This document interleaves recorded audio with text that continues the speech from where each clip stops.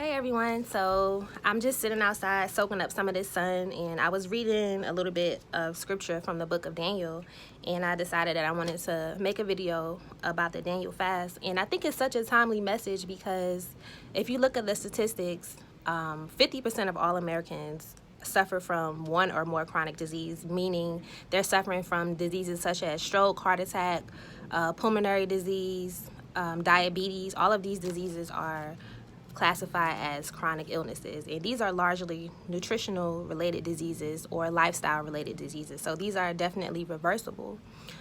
Furthermore, 2/3 of all Americans who die each year is due to one or more chronic illnesses. So to me, that's staggering numbers. 2/3 of all deaths are due to chronic diseases.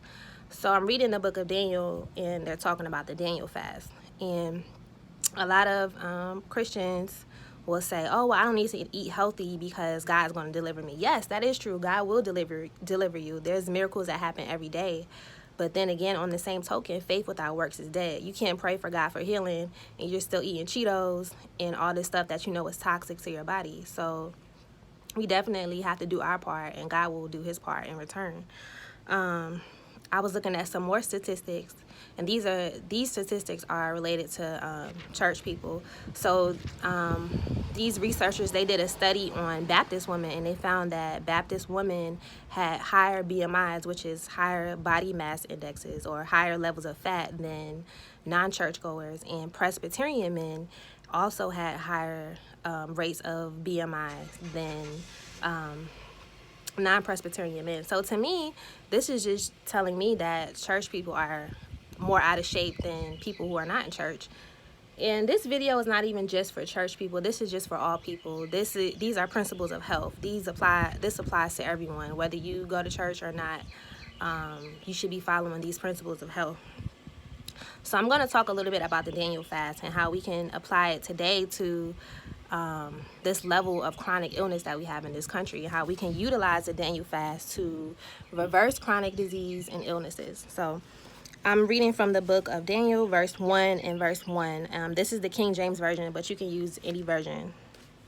So it says, Daniel 1 and 1, in the third year of the reign of Jehoiakim, king of Judah, came Nebuchadnezzar, king of Babylon, unto Jerusalem and besieged it. So King Nebuchadnezzar came down to Jerusalem, besieged the city where the Israelites were staying.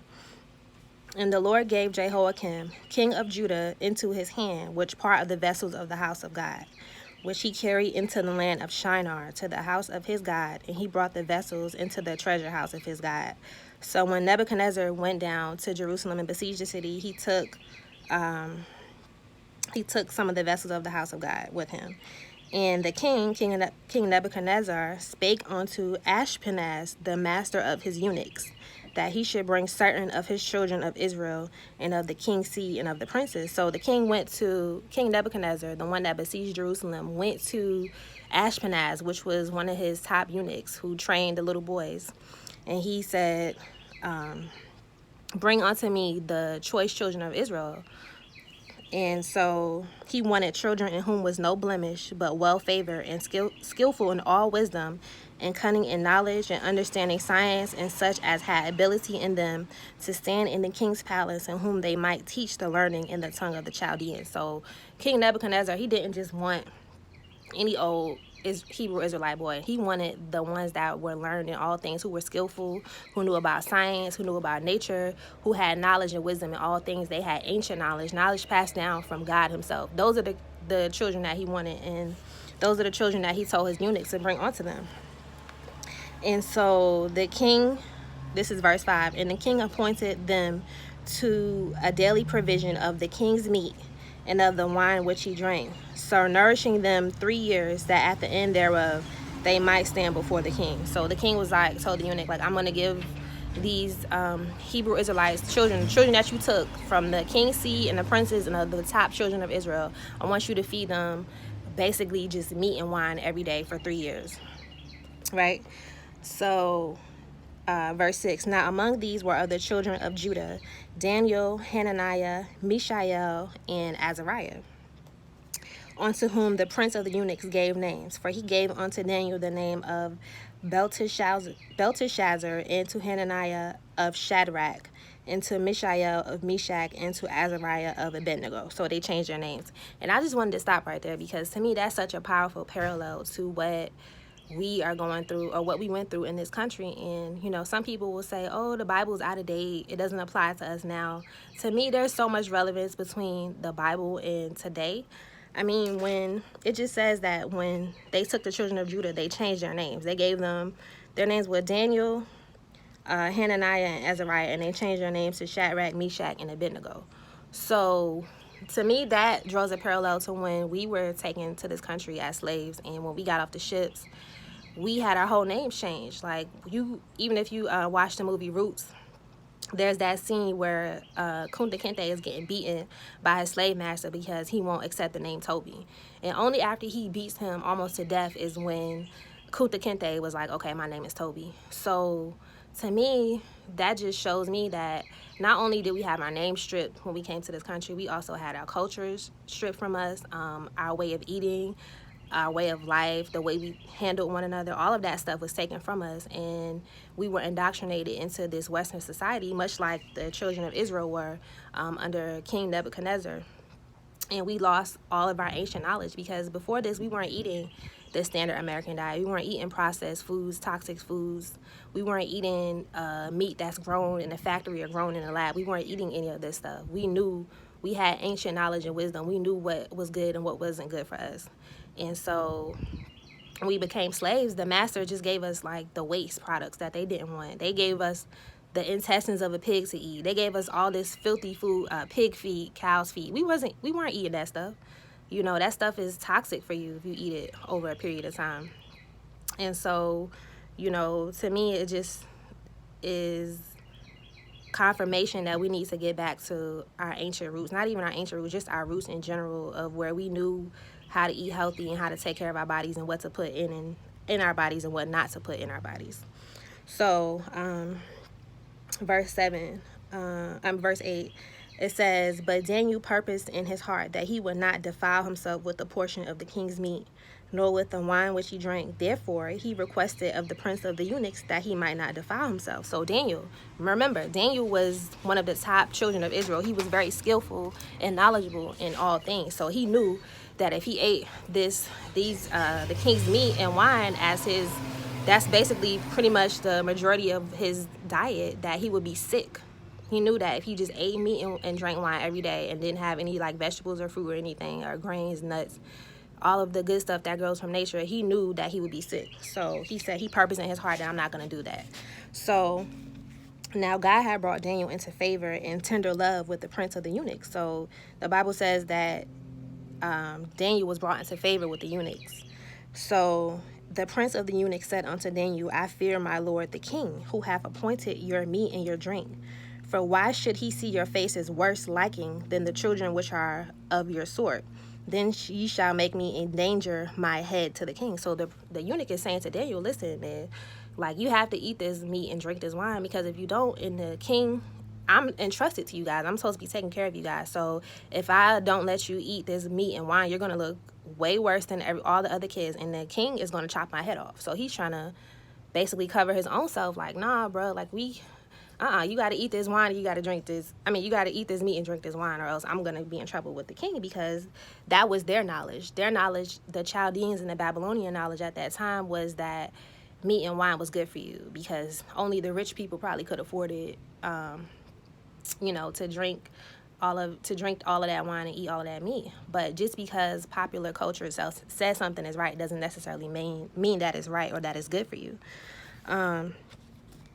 So then Daniel said to Melzar the eunuch, whom the prince of the eunuchs had set over Daniel, Hananiah, Mishael, and Azariah, prove thy servants, I beseech thee, 10 days. He said, basically, I'm begging you, 10 days, and let them give us pulse to eat. Pulses are vegetables, and water to drink. So he's like, just give me vegetables and water.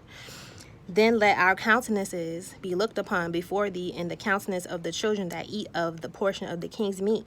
And as thou seest, deal with thy servants. So he's like, just give me for 10 days, give me vegetables and water, then look at me and look at them, and then you tell me the difference.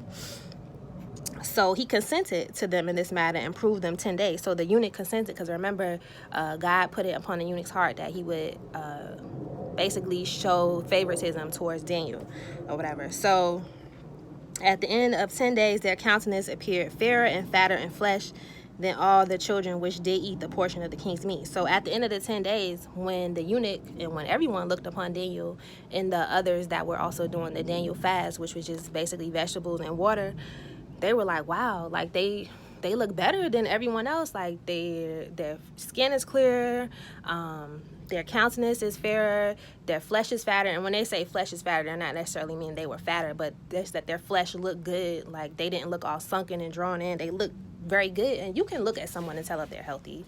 I mean, you can look at someone's skin and tell like, okay, you can tell like they drink their water, they eat their vegetables, they work out, and you could look at someone and be like, okay, they don't necessarily take care of themselves as well as they should. So they were able to look upon them and see that they looked better, they looked healthier than the people who were eating just meat and wine, that's it. So thus Melzar took away the portion of their meat and the wine that they should drink and gave them post. So he took away their meat and their wine, gave them vegetables, because even though some people who just go off of popular knowledge or what their parents taught them or what the doctor says, they actually have to see something for themselves for them to believe it. You have to basically show them. So once the Daniel and his counterpart showed the eunuch, like, yeah, man, we look better. The eunuch was down. He was like, all right, I'm just going to let y'all eat the vegetables then because y'all look good. And so the king communed with them, and it goes on to say that these four children of Israel who just ate the vegetables and the water and drank the water, they found favor with the king, and they all was cool. And you can finish reading the rest of the chapter for yourself, but I just wanted to talk about that part because to me that's very powerful, that sometimes we think that what we've been doing all our lives is the right way, and it may not necessarily be that way. So I just want to take that time to encourage you guys to just increase your consumption of fruits and vegetables. You don't have to stop eating meat. I know some people, they love their meat. They're never going to stop eating meat. That's fine. Just make sure it's grass-fed meat if you're going to be eating like red meats or chicken. And if you're eating fish, just make sure it's wild-caught fish. I definitely would stay away from tilapia because that's farm-raised fish, and it has so many pesticides and toxins in it. I wouldn't even touch tilapia. But there's been studies that show that even by just increasing your consumption of fruits and vegetables daily, that you can decrease your risk of cancer. You can decrease, if you have fibroids, you can decrease the size of your fibroid just by increasing your consumption of fruits and vegetables a day. So if you just increase it to, let's say you don't eat any fruits and vegetables at all, maybe just start eating 2 bananas a day and throw some vegetables in there, or just increase it, as you see fit. Because you would definitely see benefits from just increasing your fruits and vegetables. And I'm going to let this airplane pass over because I don't know if y'all can hear me or not.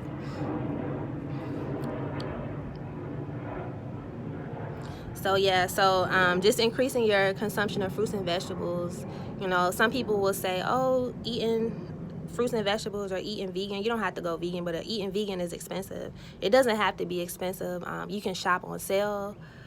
If you go down to places where they sell food in bulk, you can buy stuff really cheap. Most fruits and vegetables are just nickels and dimes. It's not that expensive.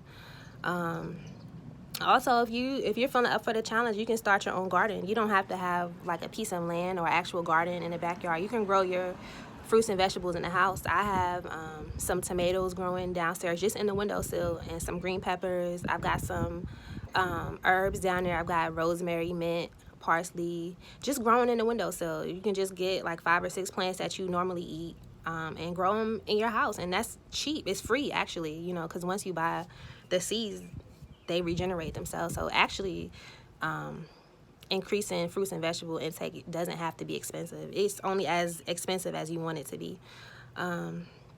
So yeah, just take the time. I just want to encourage you guys to just start thinking more about your health and start thinking about increasing fruits and vegetables, because they are medicines. Even though we may not think of them as medicines, they are medicines, and they will help us to stay healthy, to get healthy, to reverse illness or disease, or whatever your level of health is. It will help you improve your level of health. So y'all stay blessed, and I'll talk to y'all later. Bye.